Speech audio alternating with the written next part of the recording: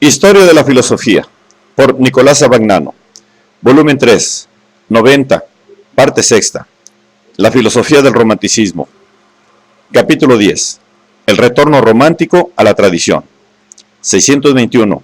Rosmini, la persona humana, el derecho y el Estado. La idea del ser es también fundamental de la moral, del derecho y de la política. La fórmula más general de la moral es: sigue en tu obrar la luz de la razón.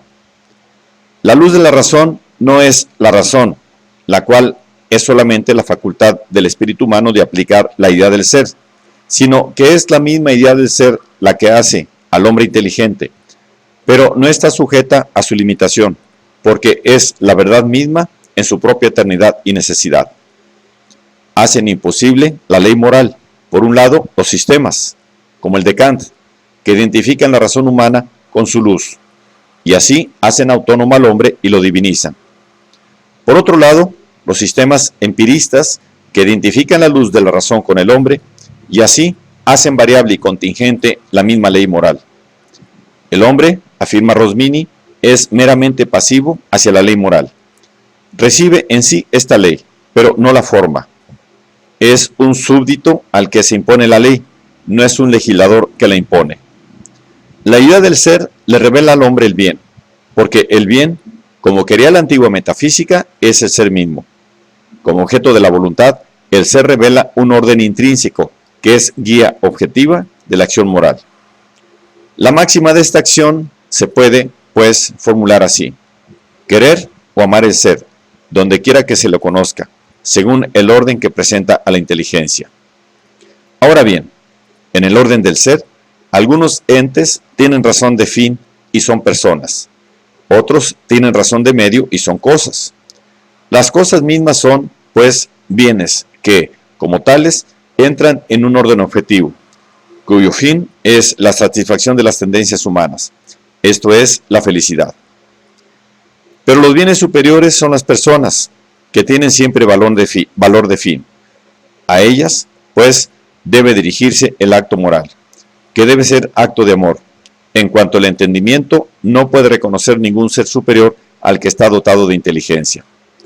Pero, puesto que la dignidad de las naturalezas inteligentes procede por medio de la idea del ser, de Dios, es a Dios, finalmente, al que se dirige el acto moral del hombre como a su fin último y absoluto. La doctrina rosminiana del libre albedrío se funda, como la del error, enteramente en la distinción entre conocer y reconocer. El hombre, cuando percibe un objeto, inmediatamente lo conoce tal cual es. Este es un acto de simple conocimiento. Pero cuando él dirige una mirada a este objeto ya percibido y se dice a sí mismo: sí, es tal, tiene tal valor, entonces lo reconoce.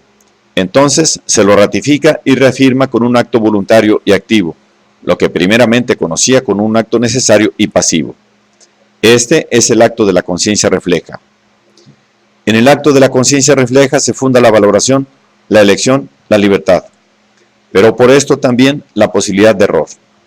Es la simple facultad del conocer directo y primitivo la que conserva, aún en el hombre extraviado entre mil errores, la profunda ciencia de lo verdadero, puesto que tal cual son y actúan en el espíritu.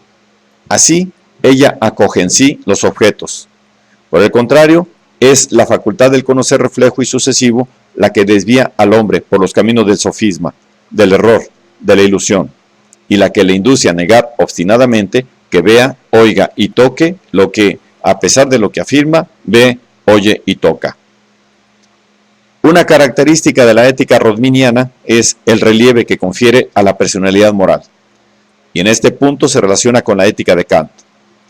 Pero la personalidad moral no es para Rosmini pura subjetividad, es el nudo en que la objetividad y la subjetividad se unen y forman un todo. El bien de la persona humana, que es un sujeto inteligente, consiste en adherirse a la entidad objetiva, tomada en su plenitud, y por tanto en su orden. Por esto, no es la persona humana la que produce el objeto, es más bien el objeto el que produce a la persona humana, y el que impone a dicha persona sus leyes en el acto que la informa. La obligación moral, de donde procede la dignidad de la persona, es impuesta a la persona por la misma naturaleza del ser. Por esto, solamente de la naturaleza y del ser objetivo le viene a la persona la necesidad moral de reconocerlo, y por tanto, la propia voluntad o el propio demérito morales. Sobre el concepto de persona descansa enteramente la filosofía del derecho, que es una de las partes más vigorosas e interesantes del pensamiento de Rosmini. Definido el derecho como una potestad moral, y precisamente como la facultad de hacer lo que a uno le plazca, protegida por la ley moral que impone el respeto a los demás. Rosmini considera ligado indisolublemente a la persona moral. Aunque el derecho se refiere a bienes eudemónicos, esto es, al disfrute y al uso de lo material, aunque no a la manera de los animales, sino a la humana, es un atributo inseparable de la persona moral y tiene su origen remoto en el deber moral.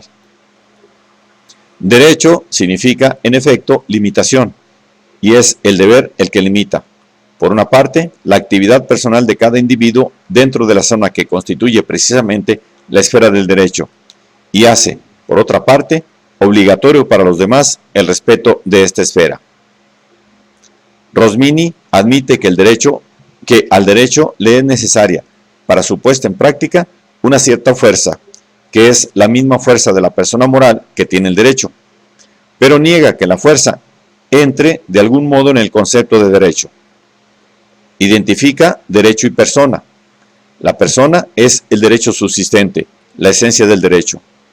La libertad de la persona es el principio formal de todos los derechos, que luego se especifican y determinan mediante el concepto de propiedad. La propiedad, como dominio que una persona tiene de una cosa, constituye la esfera de los derechos, de los cuales la persona es el centro, y como tal es el fundamento de todos los derechos que Rosmini llama connaturales, esto es, que están vinculados a la propiedad del hombre sobre sí mismo. Frente al origen puramente moral del derecho, la sociedad civil y el Estado, que es la sociedad civil existente de hecho, no tienen otro objetivo que el de regular la modalidad de los derechos, con objeto de proteger su ejercicio armónico, evitando colisiones y garantizando a todo individuo la máxima libertad posible. Rosmini entiende que solo la sociedad teocrática, esto es, la Iglesia, existe por derecho propio independientemente de la voluntad humana. La sociedad doméstica, la familia y la sociedad civil no existen de derecho, sino en virtud de un acto de la voluntad humana, que libremente las promueve.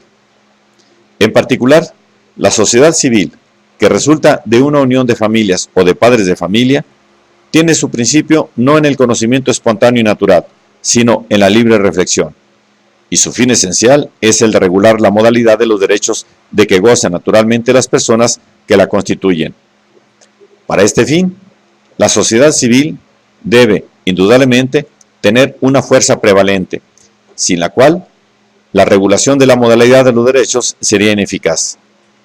Debe tender a la igualdad, pero no a la igualdad absoluta. Esta supondría que cada individuo hubiera puesto en la sociedad el mismo capital, lo cual es contra naturaleza.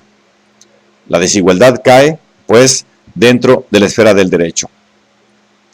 La sociedad debe, en cambio, igualar la parte alícuota de utilidad que por su institución y gestión puede alcanzar a los individuos. Esta forma de igualdad es el bien común, al que debe tender toda sociedad jurídicamente ordenada. En la misma filosofía del derecho, como en la obra precedente, Filosofía de la Política, Rosmini subordina la estructura política de la sociedad a su estructura social, que debe tender al bien común. Aunque no se puede proponer, como hemos visto, la abolición de la desigualdad de las fortunas, la sociedad debe proveer a los males que dicha desigualdad trae consigo y, ante todo, al de la extremada miseria de la otra parte de la escala social. Esta es una de las condiciones fundamentales del perfeccionamiento de la sociedad. Perfeccionamiento que no puede entenderse como progreso necesario y fatal, que, si existiera verdaderamente, haría inútil la obra del hombre y de los gobiernos, sino más bien como perfectibilidad del hombre y de la sociedad hacia el ideal cristiano de una comunidad libre y justa.